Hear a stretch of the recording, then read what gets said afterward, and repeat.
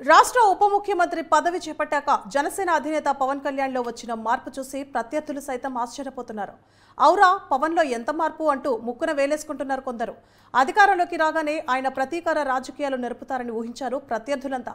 అయితే పవన్ దానికి భిన్నంగా అవసరం ఉంటేనే మాట్లాడడం, లేకపోతే మౌనంగా ఉండడం ఎవరికీ అంతుపట్టడం లేదు. సహజంగా దూకుడు స్వభావి అయిన పవన్ ఇంత సౌమ్యంగా ఉంటూ కేవలం ప్రజా సమస్యల మీద మాత్రమే దృష్టి పెట్టి తన పని తాను చేసుకుపోతూ ఉన్నారు. ఇంతకు పవన్ ఇలా ఎందుకు మారారు అని విమర్శకులు సైతం ఆశ్చర్యపోతున్నారు. నువ్వు తల ఎగరేయకు విజయంలో, మనం తల ఎగరేయద్దు, మనం తల ఎగరేయం.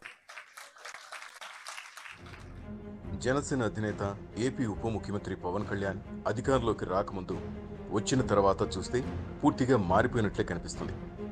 గత నెల 12వ తేదీన ఉప ముఖ్యమంత్రిగా ప్రమాణ స్వీకారం చేసిన తర్వాత పవన్ కళ్యాణ్ తీరును గమనించిన వాళ్ళు ఒకంత ఆశ్చర్యానికి గురవుతున్నారు. వారాహి అమ్మవారి దీక్షలో ఉన్నప్పటికీ అంతకు ముందు కూడా ఆయన పూర్తిగా సంయమనం పాటిస్తున్నారని అనుకోవాలి. ఎందుకంటే ఎక్కడా పవన్ కళ్యాణ్ ఎక్కువ మాట్లాడటం లేదు.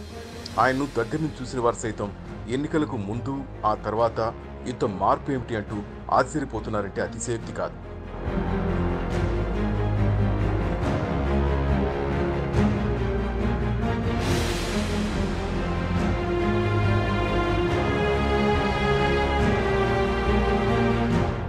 ఎన్నికల సమయంలో పవన్ కళ్యాణ్ ఊగిపోయేవారు. ప్రత్యర్థి పార్టీలపై విరుచుపడేవారు. ఒకానొక దశలో చెప్పులు కూడా చూపించారు. కొన్ని వాడకూడని పదాలను కూడా వాడారు. ఆయన జనంలో ఎక్కువగా ఇమడలేనట్లుగా కనిపించారు. ఆవేశంతో ఊగిపోతూ చేసిన ఆయన ప్రసంగాలపై అప్పట్లో కొందరు రాజకీయ విశ్లేషకులు సైతం విమర్శలు గుప్పించారు. ఎందుకంటే రాజకీయ నేతలకు అంత ఆవేశం పనికిరాదని, సహనంతో పాటు కొంత కంట్రోల్లో ఉండాలని అనేక మంది అభిప్రాయపడ్డారు.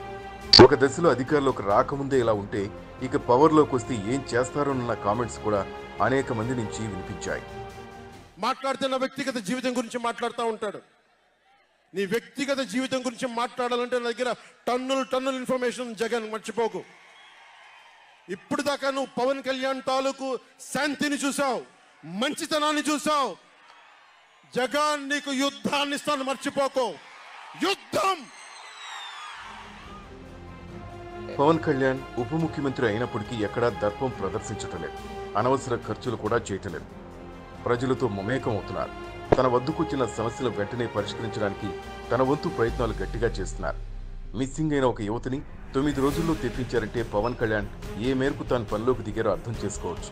అంతేకాదు, అధికారులపై ఎవరూ దుర్భాషలాడవద్దని చెప్పడం కూడా ఆయన పరిణితికి అర్థం పడుతోంది. అధికారులంటే మనం చెప్పింది చేసేవాళ్ళని, అధికారులు దూషిస్తే పార్టీ పరంగా చర్యలు కూడా తీసుకుంటానని జనసేన ఎమ్మెల్యేలకు పార్టీ నేతలు కూడా పిఠాపురం వేదికగా వార్నింగ్ ఇచ్చారంటే ఆయనలో వచ్చిన మార్పుకు ఇంతకంటే మరే ఉదాహరణ అవసరం లేదు.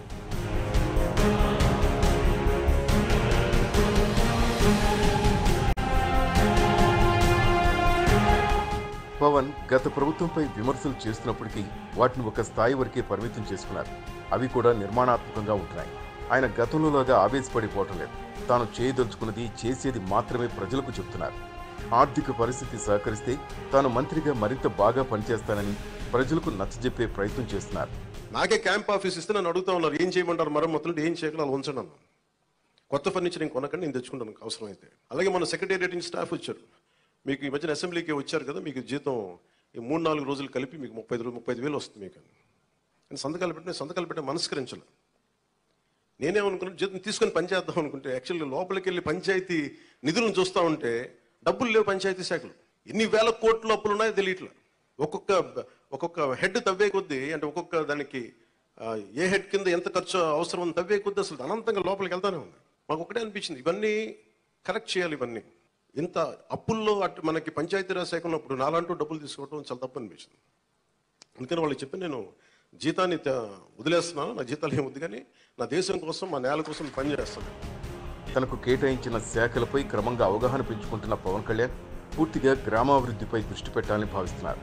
పంచాయతీల నుంచి సంపాదించిన డబ్బుని తిరిగి పంచాయతీలకు ఇవ్వాలి. అది ఇవ్వకపోవడం వల్ల ఒక చాలా ఫండ్ క్లోజ్ లో అది వన్ ఆఫ్ ద స్ట్రీమ్ ఒక ప్రభావం. అట్లా చాలా మల్టిపుల్ చూస్తూ ఉంటే చాలా మల్టిపుల్ ఈ ఫండ్ రైజింగ్ చాలా ఇబ్బందులు ఉన్నాయి, సరిగ్గా చేయలేదు. సో వీటన్నిటిని కొంచెం డీటెయిల్గా చేసుకుని మీరు ప్రాపర్టీ మీకు ఒక 2 days నేను ప్లాన్ చేసుకున్నాను. ఒక 4-5 గంటల్లో ఒక షణ్ముఖం జరిగింది మనకు నివేదిస్తుంది. అది టేక్ ఇట్ ఫార్వర్డ్ క్యాబినెట్ మీకు కూడా తెలియజేస్తుంది. సినిమాలకు కూడా 3 నెలల పాటు దూరంగా ఉంటానని, ఇప్పటి వరకు అంగీకరించిన సినిమాలకు 3 నెలల తర్వాత మాత్రమే డేట్స్ కొన్ని రోజులు కేటాయిస్తానని చెప్పుకొచ్చారంటే ఆయన పూర్తిగా బలపడే ప్రయత్నంలో ఉన్నారు. పార్టీకి సుదీర్ఘ భవిష్యత్తును అందించడానికి ఆయన వ్యూహాత్మకంగానే అడుగులు వేస్తున్నట్లు కనిపిస్తోంది. మొన్నటి ఎన్నికల్లో సక్సెస్ అయిన పవన్ స్ట్రాటజీ లాగే ఈ వ్యూహం కూడా వర్కౌట్ అవుతుందని జనసేన నేతలు భావిస్తున్నారు.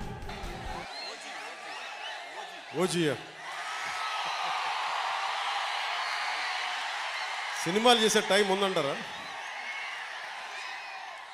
ఎలాగా మాట ఇచ్చాం కాబట్టి ముందు ఒక 3 నెలలు మీ కనీసం మీరు నన్ను తిట్టకూడదు. కనీసం ఒక్క రోడ్డు గుంతలు కూడా వేయలేదని తిట్టకూడదు కదా మీరు నన్ను.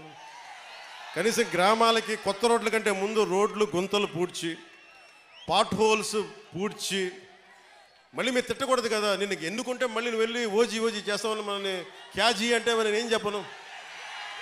ఒక భయంతో మా నిర్మాతలు కూడా చెప్పాను, కొంచెం క్షమించాలి, మా రాష్ట్ర మా ఆంధ్ర రాజ్య ప్రజలకి మేము కొంత కనీసం సేవ చేసుకొని కుదిరినప్పుడల్లా ఒక 2 రోజులు 3 రోజులు మీకు షూటింగ్ చేస్తాను, ఎక్కడ పనికి అంతరాయం రాకుండా.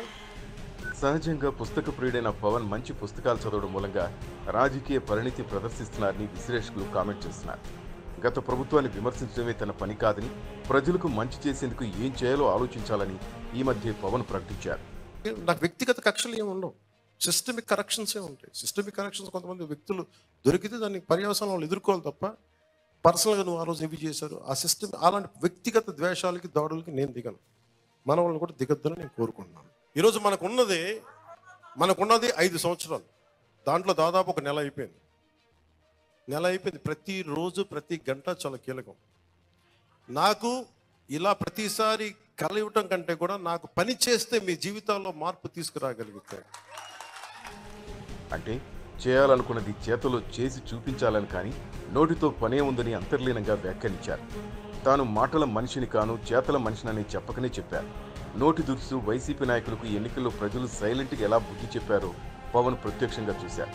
అందుకే సుదీర్ఘ వ్యూహంతో హుందా రాజకీయాలు నిలుపుతూ ముందుకు సాగాలని నిర్ణయించుకున్నట్లు కనిపిస్తోంది.